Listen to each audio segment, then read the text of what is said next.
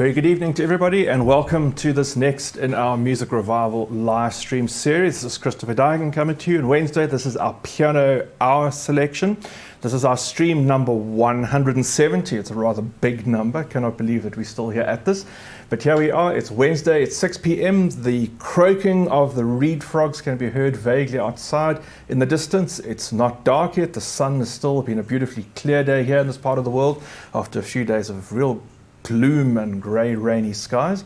But here we are, and on with another program. So I have made a little change. If you're on my mailing list, receiving emails or looking at my website and the schedule of concerts, I was due to play the World Cafe program, which is usually a selection of popular music from around the world.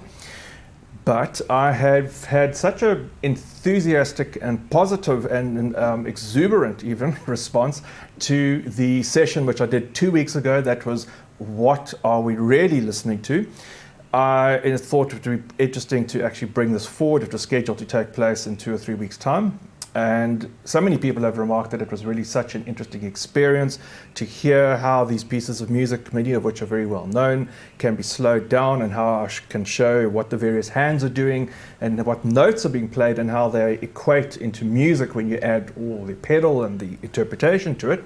I thought, well, let's carry on, because I didn't actually get to the end of it. And tonight I'm going to carry on with that concept and really take you through some of the most ravishing piano music that we all know and love. Just a word on that title. I have been reminded, Barry reminded me, that what are we listening to is probably not an appropriate title. It's actually not very good English. It should be to what we are listening, I think. Is that correct, Barry? That's correct. That to what we are listening, apparently. A split infinitive is something, an operation there. So, but before I recap, and I'm going to just quickly recap about what we looked at last session, I thought, well, I have to play some music because there's going to be quite a lot of talking. There's going to be quite a lot of pulling apart the music. I'll be playing and talking and playing, talking and demonstrating throughout. But I thought, let's just start with a great piece of music just to calm everyone's nerves, settle the moment for the evening session. So I'd like to play something that does bring together and bring into focus what we talked about last week or 2 weeks ago in the first session, which was basically that so much, or all of the music that we listened to from this common practice period, 17th, 18th, 19th centuries, is really based around the idea of the hymn and the way that the harmonies and melodies work together. And I'll play a piece of music for you that has very simple texture with a very basic bass line plus chords.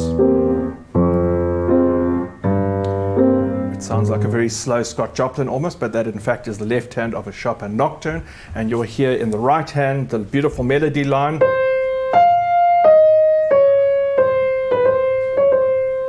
Over that.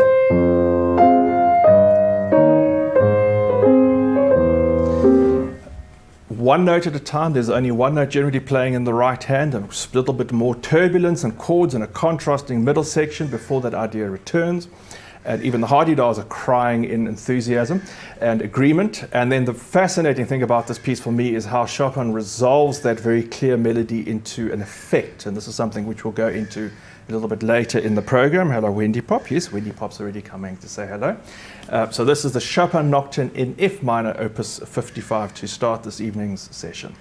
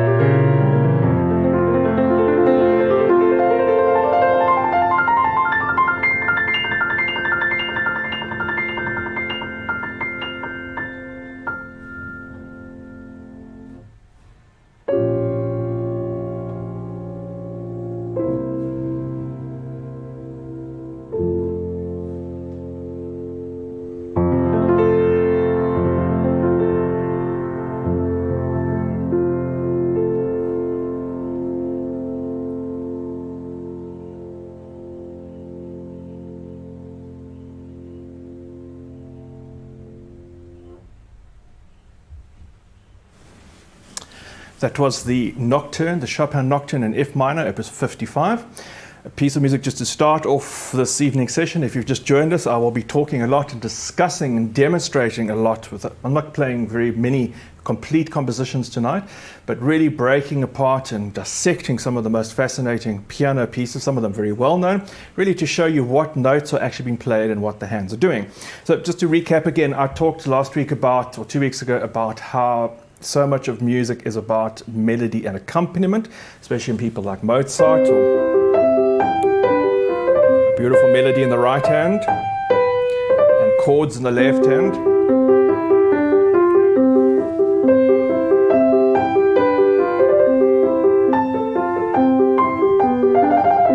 And then I demonstrated how I think for one of the most fascinating pieces that takes melody at a great pace, which is the Chopin Fantasy Impromptu piece of music. If I play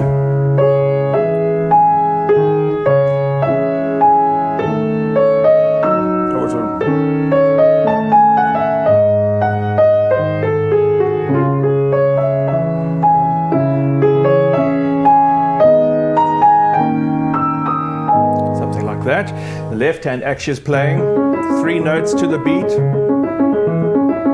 outlining the chords, and the right hand is playing a very fast outline of that. And four notes to every beat. So you put them together very roughly.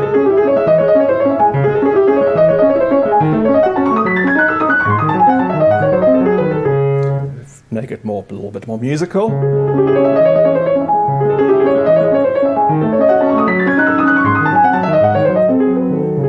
Also demonstrated how in that piece, which is so interesting, that he changes in the middle section, or at least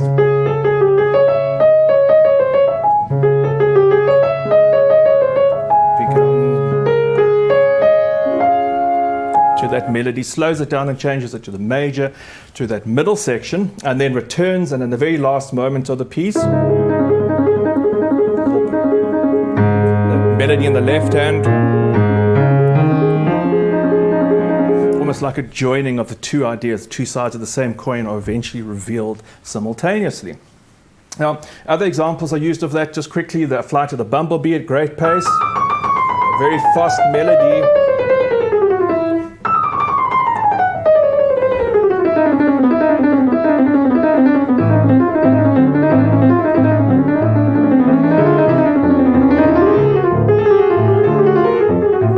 Very fast melody, very great speed. So other effects or other ideas that the concept of speed, the speed of the piano, the speed of the keys without having a very clear, which is something that you can sing and we can follow very easily. The idea of speed and virtuosity and brilliance at the keyboard is something which the composers exploit to a great deal, especially in the 19th century music. And so, for instance, if one looks at a situation of chords, I've tried to break this down into various elements. So as opposed to melody, which is very fast, something like that, Chopin writes, instance, chords. Now this is a chord. This is a broken chord. And you can play that at great speed. And Chopin does this with the opening of the 12 Etudes, opus 10. He writes, this is what makes these pieces so difficult, he writes a very extended chord over a very large area to be played up and down the piano very fast. So it would sound like this in the right hand.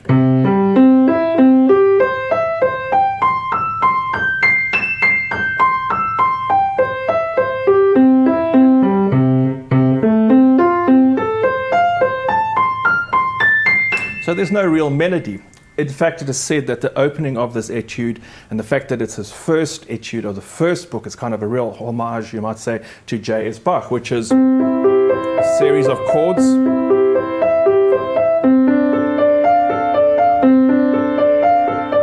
yet there's no real melody. It's 150 years later that Charles Gounod adds the melody for the Ave Maria on top of that. So if you look at those chords themselves, there's no real tune. There's no tune to hold on. It's just an effect. And Chopin asks the pianist to write them at great speed. He says allegro, and he also has a lot of music, especially of this period, will have metronome marking. So he will say the metronome is those little machines that go tick, tick, tick, tick, tick, until so that you play actually at the right speed. And he says 176 beats per minute, and every one of these is a beat. So we go from that articulation of every note into a kind of gloss, it's a very difficult piece to play because one has to adjust one's hand and wrist very quickly for the entire composition. So if I play slowly, the left hand has a holiday, a little bit faster.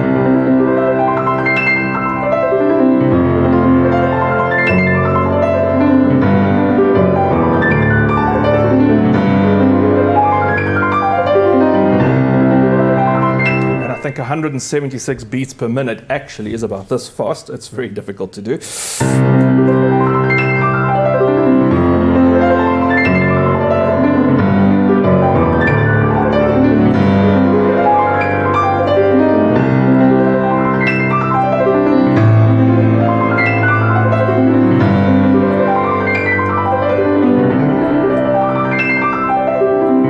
The idea about that is that not only is it an exercise, it's a study in technique, really acquiring that facility, but also how to turn it into music. And I'm going to try and play that entire piece for you later on. That is one of the pieces I'm going to play. Another composer who explores this little idea of chords, which is one doesn't really expect because it's not virtuoso music, but this is the Schubert Impromptu in A flat. Schubert writes most beautiful melodies. Schubert's known for his melodies that unwind beautifully at the keyboard, and yet in this piece of music he writes one chord and then another. A little interlude.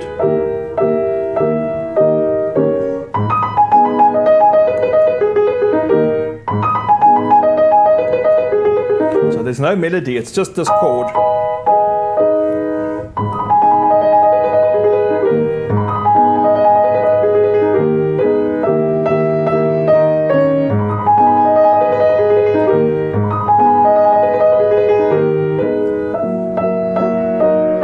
So much of that piece is based around these descending, cascading chordal sounds.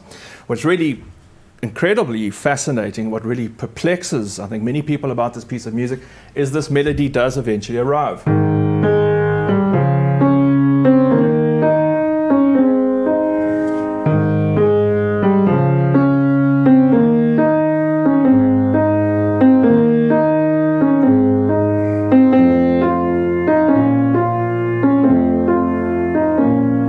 I'm cheating here because I'm playing this with both hands, and what many people don't realize, and it's only when you see it at the keyboard or actually see the music, Schubert very cleverly brings that melody into the left hand while the right hand continues with its cascades. I'm going to have to look at the music. This is always what happens. I can't remember what happens in the middle of the piece.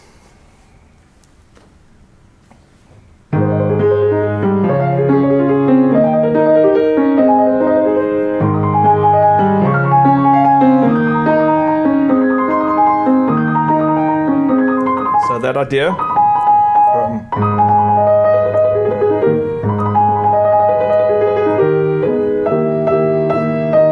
Continues, but now the melody has the left hand.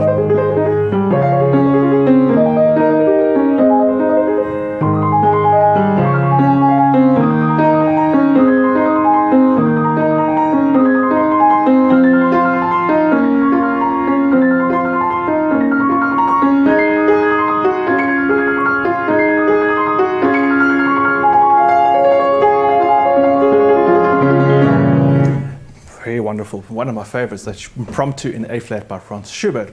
Another piece of music, and in a different way, that Chopin then brings together chords, and again in the Etudes, in a series of scale-like passages, but ones which cascade up and down the piano.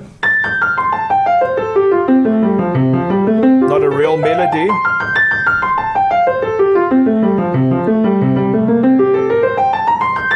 And again, Chopin puts the musical idea, the melody, in the left hand, if you can say it's a melody.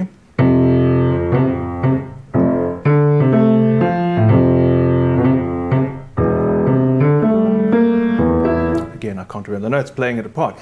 But if you put those together,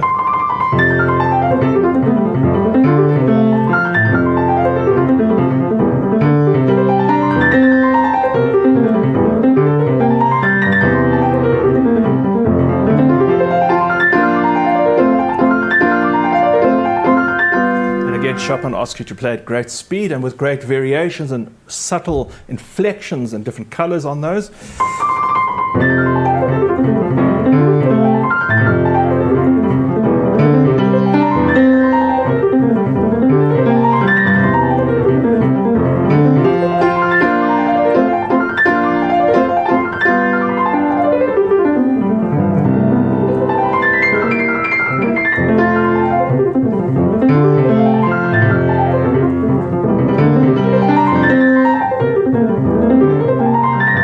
So now the idea how the composer uses great speed rather than a clear melody, but speed to create these textures and these sounds. And one of the most fascinating ones for me, and what a beautiful piece of music that's so well described by many composers, including Robert Schumann, who saw Chopin play this piece for him privately, is the first Etude from the series, Opus 25. He described it as a beautiful pastoral scene with a shepherd in the fields playing this very sustained, beautiful melody on his pipe, on his flute. And this is what the tune sounds like.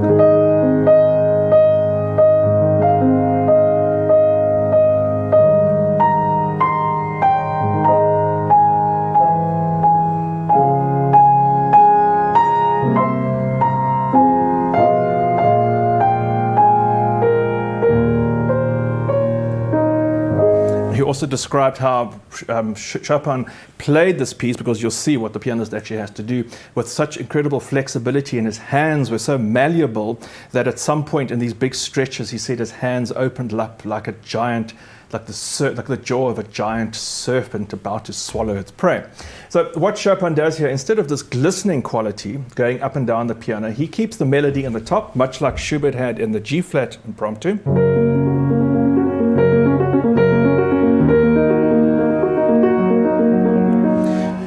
He keeps the melody in the top line, the top fifth finger, but includes a number of notes underneath in the left hand, in the right hand, and in the left. So if I play the right hand,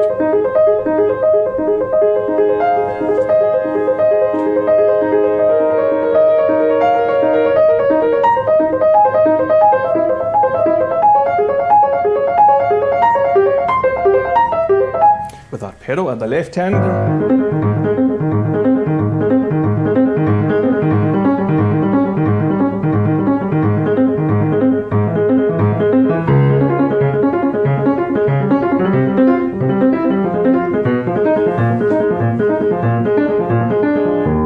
etc. I put the two together.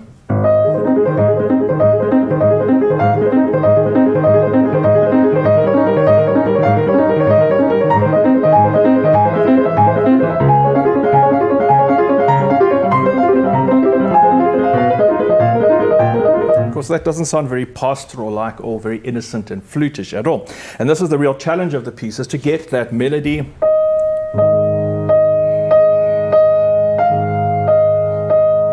with such peace and calm in the hand, while still maintaining this flurry of a million notes underneath as quietly as possible. Let's see if I can get it right.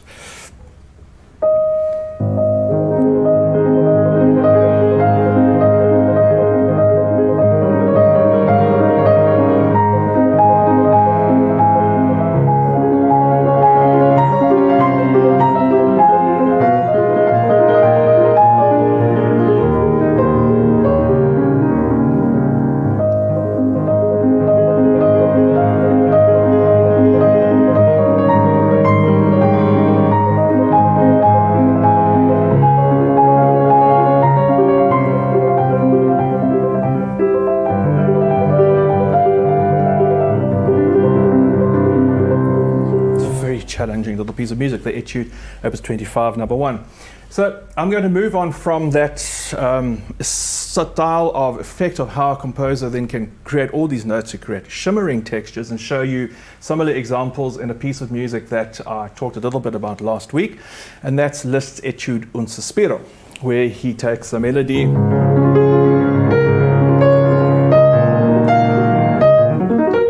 I slow it down,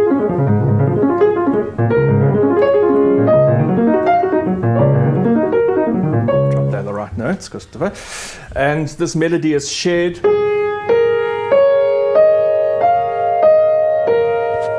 Liszt very directly advises that. I was watching a YouTube video today of someone who was trying to do it not the way that Liszt advised, just in their own makeup version, which was quite odd. And there is then a situation in the later part of the piece where Liszt, instead of having the melody at the top, he puts it in the middle.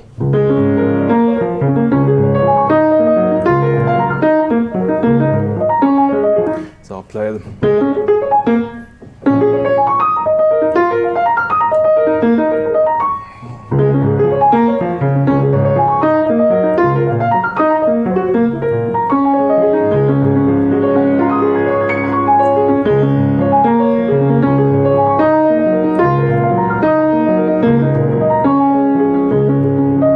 This piece of music is also full of so many incredibly interesting details and little textures. I'm going to go on to another version that gives me a full version of the piece that I think warrants some exploration here. In the moment of great power, in the middle of the piece of music, Liszt asks for impetuously, the melody.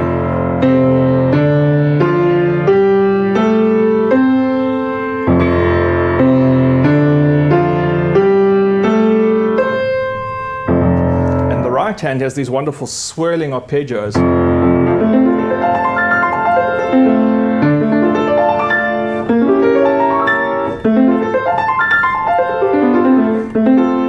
Put the two together.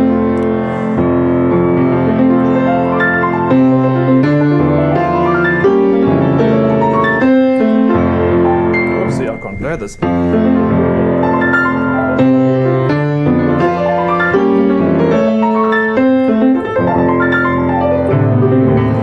Great example there. And another issue where he has this wonderful glittering moment. Chopin would never do this in his music. Chopin always has a sense of great melody and a sense of, even in the most glittering moments, that there's a sense of proportion and the line is continued. But Liszt has wonderful selections and wonderful brilliance where he just suspends somehow the melody and opts for an effect, a glittering effect. You'll hear it in Liebestraum. Something like this.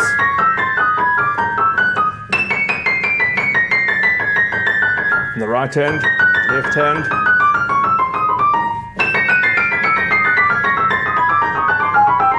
Sounds like a mess, but if you play it very fast.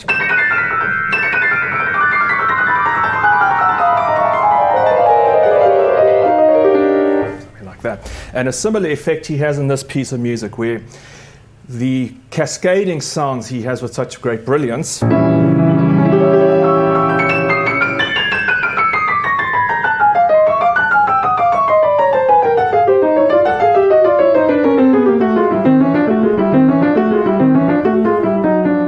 so instead of having the two left and right hand, the two hands an octave apart, which would be, he has them as six apart, so 6 notes.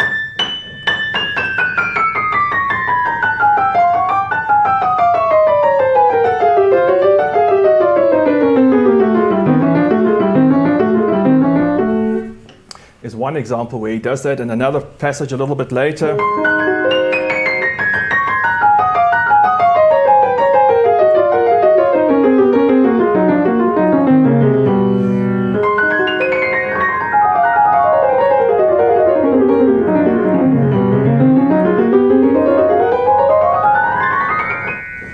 So here these are really just coming to a point where the piano can make a glittering sound, and he's creating very simple scale patterns, not simple, actually quite complicated, scale patterns up and down in sequences, either with the hands 6 apart or even in some places, as in the Etude La Leggerezza, in double notes.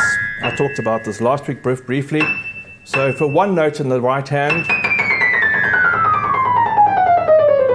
2 notes in the right hand,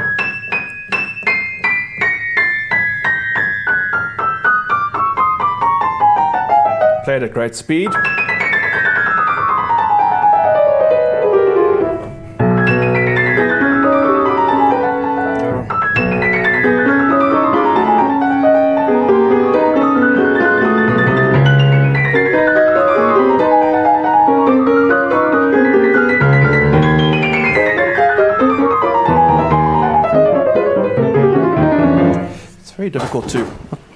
Very difficult to talk and play at the same time and manage my classes. Everything seems to be falling apart this evening. But that's just an illustration of how Liszt creates sounds. Purely sound for the enjoyment of sound, for the fact that it pleases the ear and the fact that it actually sounds very glittering on the ear and sounds like a cascade of stars or stardust, you might say. So at this point, I am going to play for you the 2 pieces that I have been discussing in principle, the first of which is the Etude Opus 10 number 1. I'm going to give this piece a bash again. It's always such a challenge to try and bring it together, especially after my mind's in a talking mode. And then after that, the beautiful Unsuspero, or a sigh. You'll hear these very sighing effects from Liszt that has this wonderful resonance, this wonderful harmony, where the melody occurs in the middle, the top, and the left, and the bottom, and these glittering passages in between.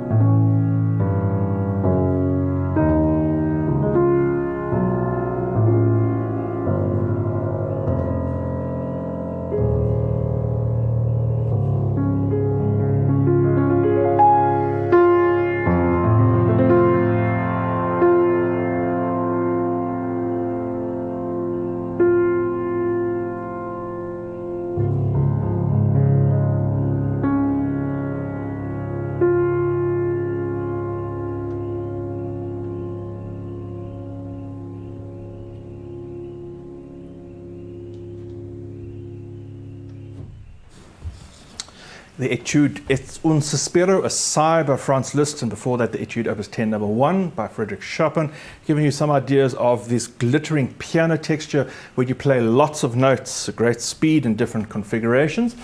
It's very difficult, I'll say again, to talk a lot and then suddenly go into play such complicated pieces. So one of the critical, or the most important aspects about that, about the music there and about what really makes the music work and makes the music sound is the fact that I'm using the pedal. And I think we're going to have a little moment because it seems, no, emergency has been thwarted for a second. Everyone's come bombarding in for a look, but I'm sure you'll wait. Is the effect, the use of the piano pedal. So if I have explained this before, but on the piano we have generally 3 pedals, and the sustain pedal, which is on the right of the 3 pedals, if we push that down it allows us to blend notes. So if we play a note normally, it will ring as long as I play it and I let go and it will stop. If I push the pedal down and I take my finger off, it will still ring. So I can join any number of chords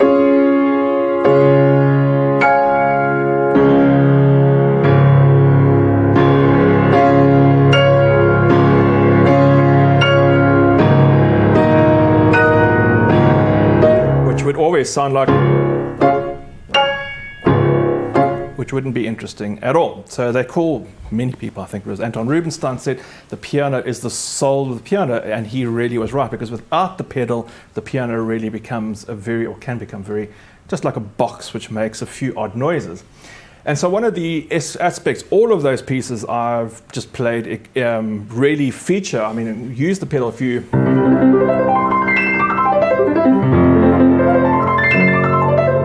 no matter how beautifully I try and join the notes with my hands without the pedal, it suddenly turns it into magic. And so to look at some of the textures and the way that composers exploit this pedal and exploit the pedal really to another extreme is going to be very interesting. And I'd like to show this to you with 2 compositions by Sergei Rachmaninoff, starting off with the very famous Prelude in C-sharp minor. We all know this piece of music, and I think it'll be very interesting to see how it actually fits together and what happens bit by bit. Rachmaninoff really uses 2 ideas which happens simultaneously, you might say. The first is the opening bass line, and this is repeated again.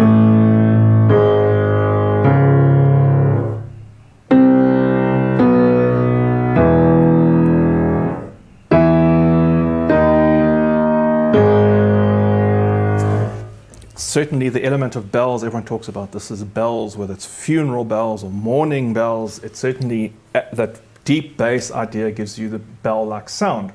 However, at the same time, Rachmaninoff has another sense, another musical idea. So if I'm playing, there are actually 3 notes here in each hand, the chords each time, the top line only,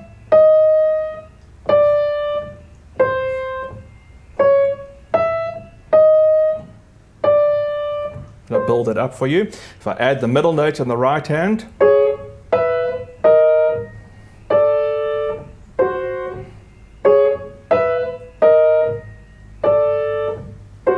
and then the 3rd note in the right hand with the octave,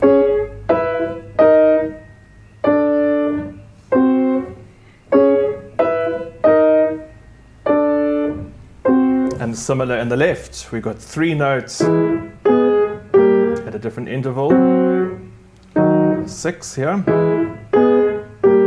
So the melody in the right hand top and the thumb in the left hand, the top. Add another one. And all 3 in each hand.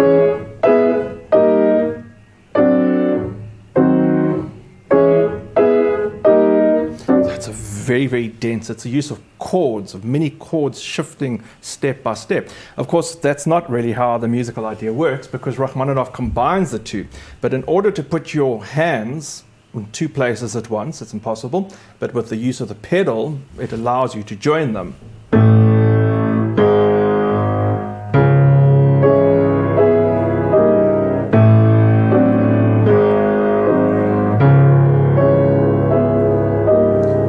Rachmaninoff writes triple pianissimo, 3 Ps here.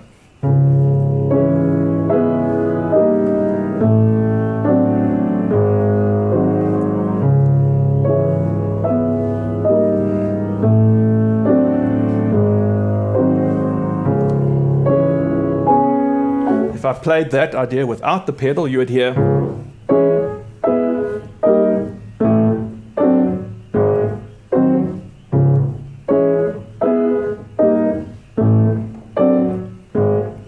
Which sounds more like a Scott Joplin ragtime texture than Rachmaninoff. In the middle section, he brings the swirling idea with one note, a melody note on the top of the right hand.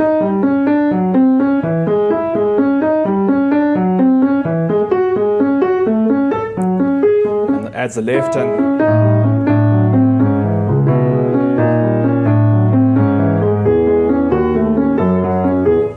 One of the most interesting effects at the climax of that, he comes up with this very interesting idea of alternating the hands in a kind of pattern, left hand, right hand pattern.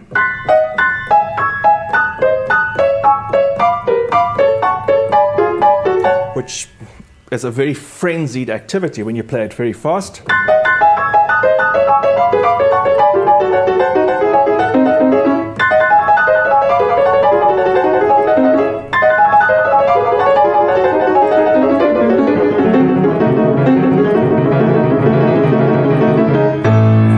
Return, and now he asks the pianist to play 3 fortes, 3 Fs, triple forte, fortissimo, almost as loud as possible, 4 fortes here in the second bar, pesante, heavily, with the same idea except now with full chords in both hands.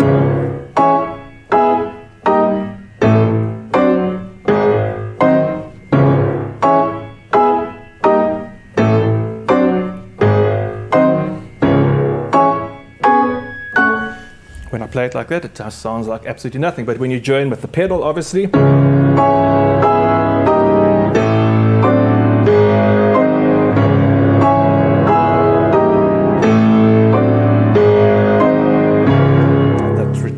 retrieving, that repeated refrain of just doesn't let up. It keeps coming back heavier and heavier again and again and again. The other way, in a more subtle sense, that Rachmaninoff can combine various textures like this, and I think this is one of the most magical moments that he writes in this wonderful piano music that he creates, but this is from the midsection of the Prelude in G minor.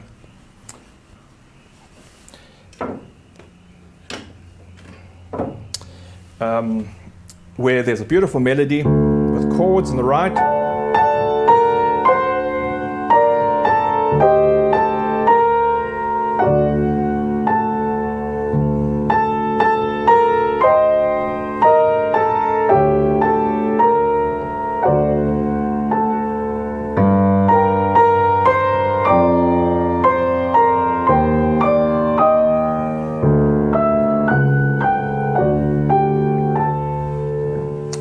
The left hand, a very flowing pattern up and down, joined by pedal, which has its own interest, sometimes very straightforward.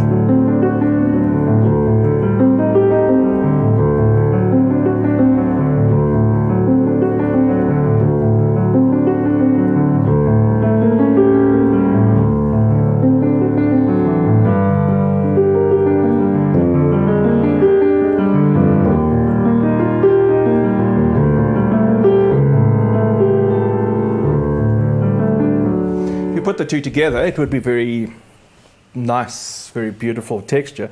But Rachmaninoff, just to add his extra interest and to add a link to the section before, adds a little interjection.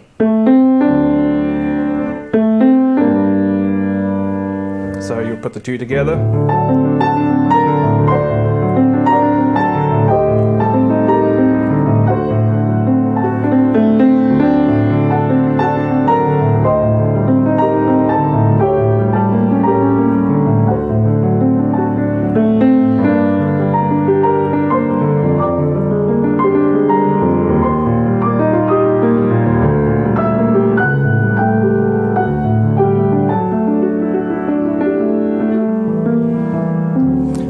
that point, a little bit of magic happens. All of those ideas, you have to, as the pianist, to create different sounds. You don't want to have,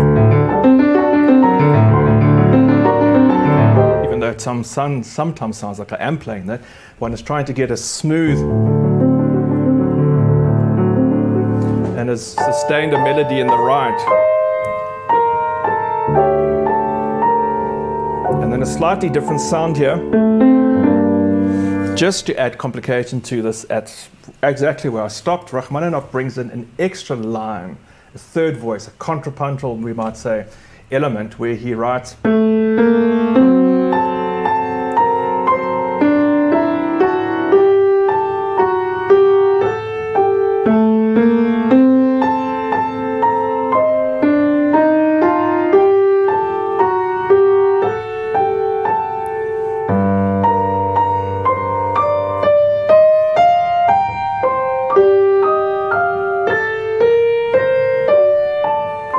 So he repeats the melody that he had before with an extra melody underneath it, and sometimes in the same hand.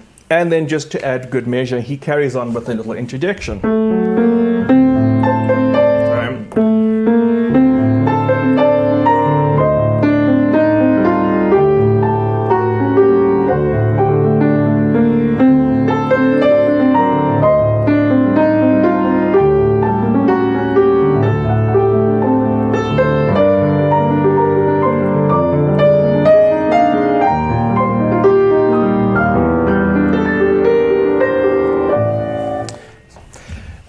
Interesting, fascinating texture, and really wonderfully challenging for a pianist to be able to bring all those different melodies and lines together. I'm going to try and do it for you once and see if I can get it right.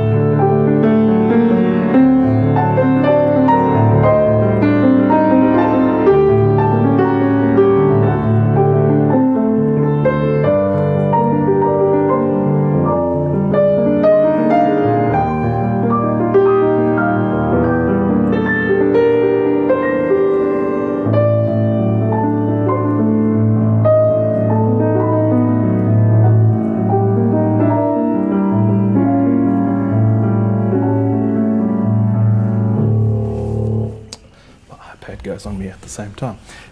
Brilliant piano writing, really fascinating musical lines there from Sergei Rachmaninoff. And I'm going to play for you a piece of music. I'm going to play that entire C-sharp minor prelude just to show you again how those textures with the multitude of sounds created and really pushing the piano to its limit with long sustained pedal lines, bringing the resonance of these repeated bass notes with the melody and both hands moving together on top of that.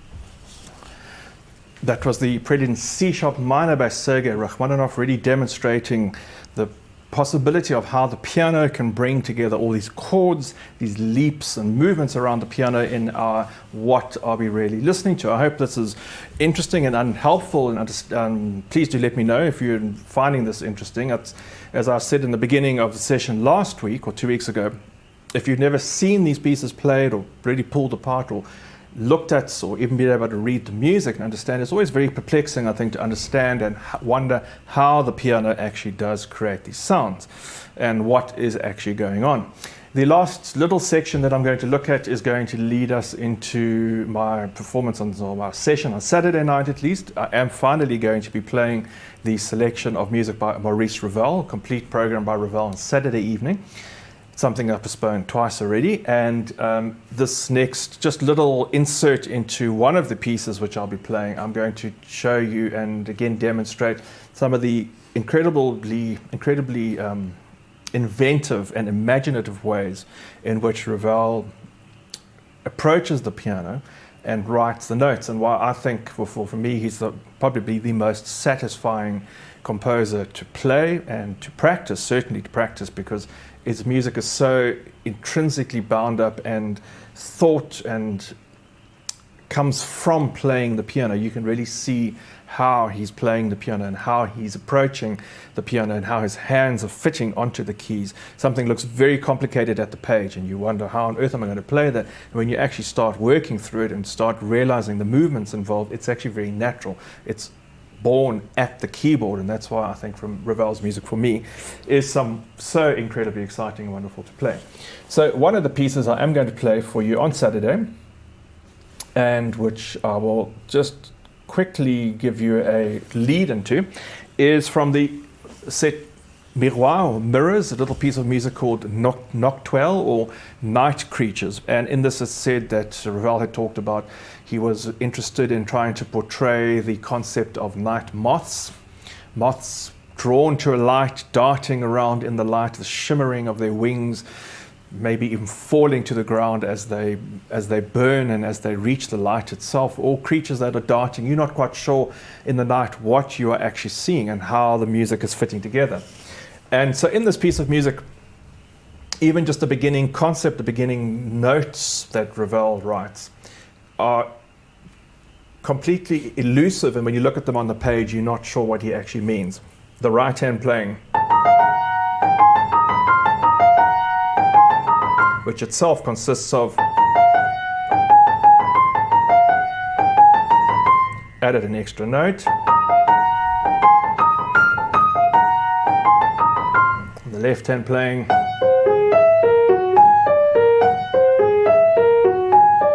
so that really thinks, what on earth is this music? What on earth is going on? But once you start putting it together, again you've got 4 notes on the right against 3.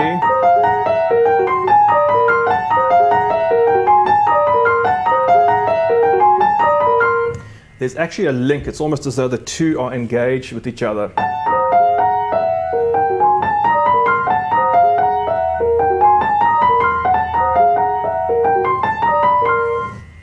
The next bar, the next passage. The right hand. The left hand, which sounds very strange. But that.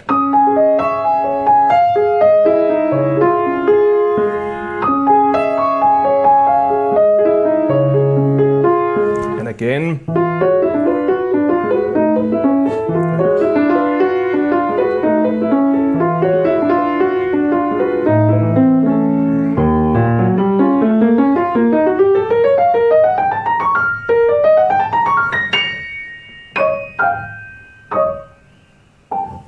Well, that rather sounds very perplexing indeed.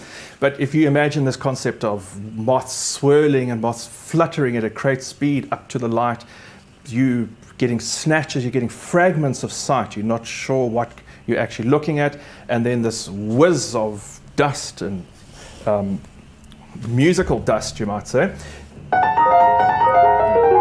I speed it up, make it very quiet.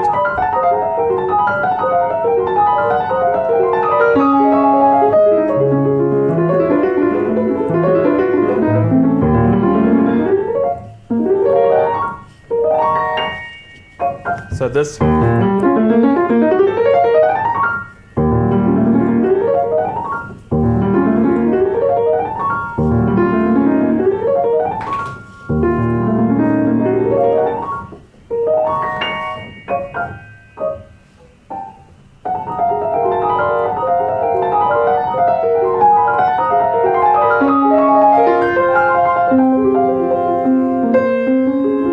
If I play it slowly.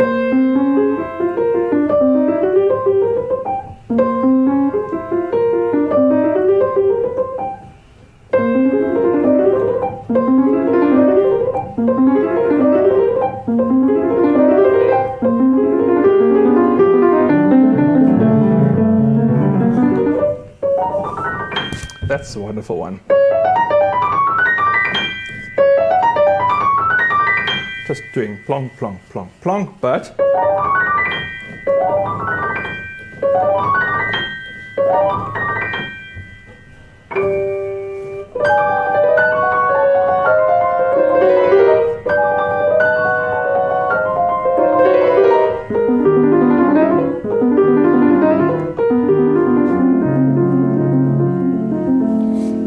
a little swirl here.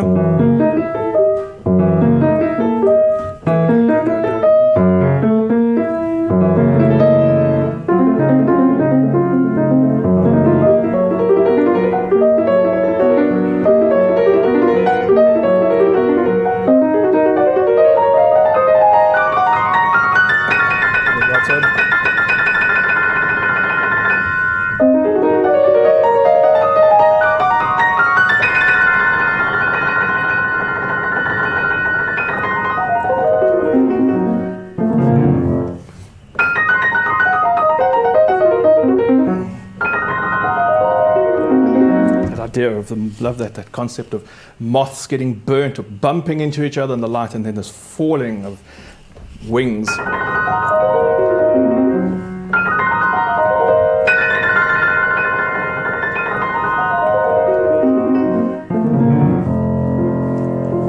And in the midst of this piece, then Ravel stops all this flurry and goes into the complete mystery of darkness.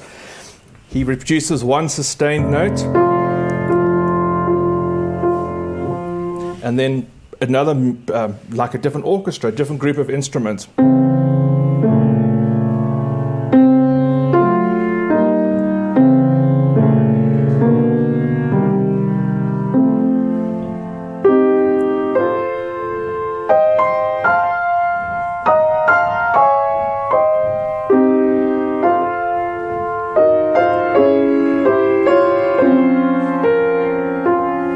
But with that sustained note in between, to be able to create different sounds at the same time.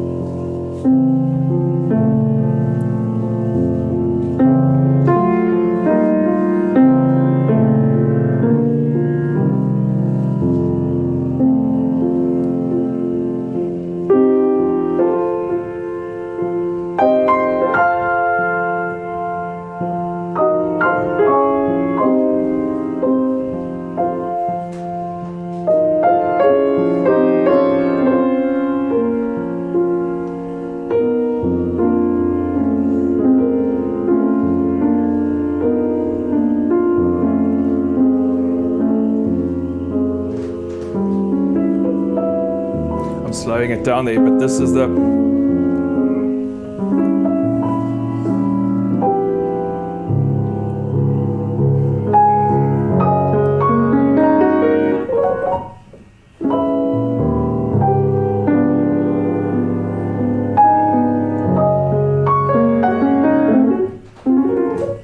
all those different elements. It's the most, as I say, the most fascinating music to actually work on.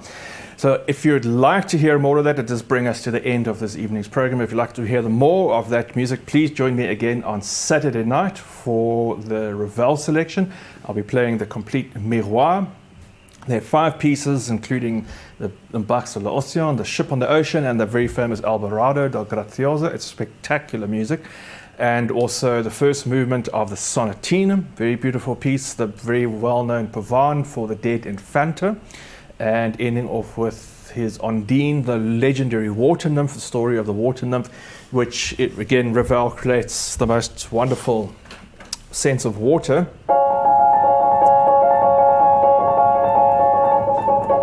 If I slow it down,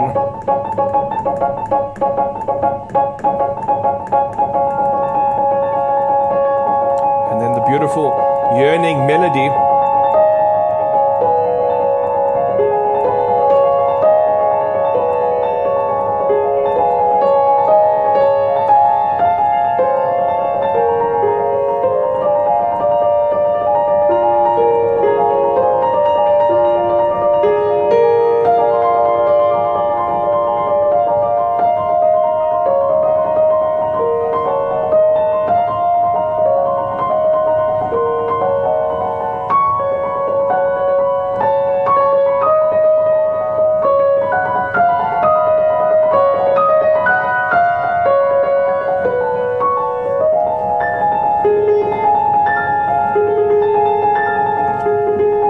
Effect that Ravel has water.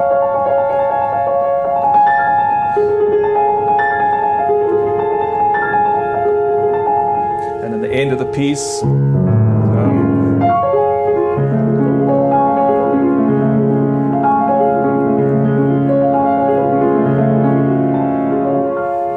same idea of water just drifting, shimmering, the beautiful seductive allure of water and Odine as she lures the poet, this mortal sailor, to his death, or his pending death, which he refuses, fortunately.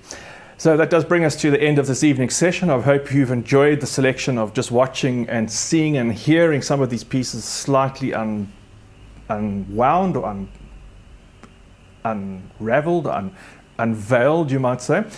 And thanks, Barry, for the technical support. I know it's always been a challenge when I'm talking and playing and talking and playing the whole way through. Thanks to the girls for behaving, and they've all been here. I'm sure Barry's caught them on the camera. They're all nibbling their feet and very, very happily ensconced in their little spots. Thank you for joining me tonight. We look forward to seeing you on Saturday evening, and it's going to be a wonderful program. Thank you for everyone who's been supporting me. Oh yes, everyone does want to go and say, how can we have a stream without this? Here we go. Here are the girls. There we go. Okay, that's Frida. Hello, Frida. You wanted to say everybody. Hello, everybody. Yes, there's Frida Pop.